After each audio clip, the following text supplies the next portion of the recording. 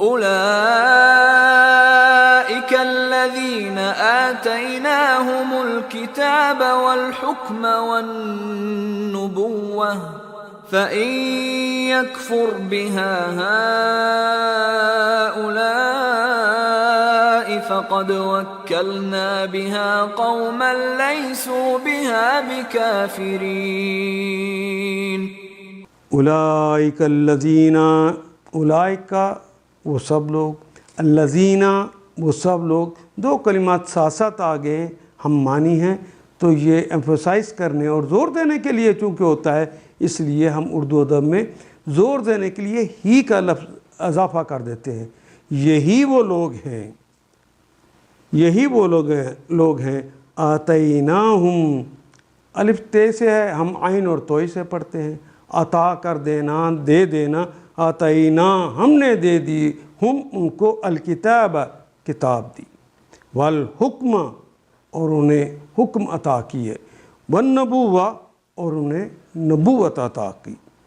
یہی وہ لوگ تھے جن کو ہم نے کتاب اور حکم اور نبوت عطا فرما دی.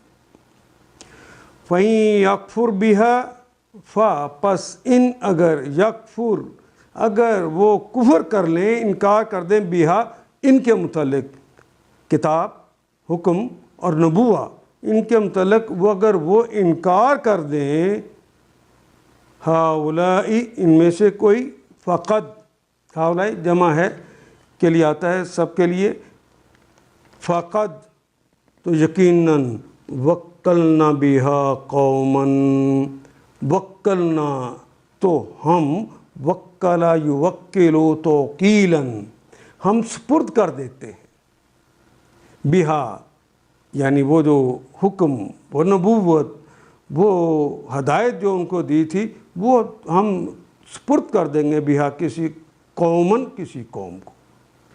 لیسو بہا، لیسو لیسا نفی کے لیے آتا ہے، نہیں کے معنی میں. لیسو وہ سب نہیں ہیں، بہا اس کے متعلق یعنی اس ہدایت اس نبوت کے متعلق نہیں ہیں بکافرین انکار کرنے والے. بڑی سخت آیت ہے. اولئک الذین آتیناہم الکتاب والحکم والنبوہ، یہی وہ لوگ تھے جن کو ہم نے کتاب اور حکم اور نبوت عطا کی.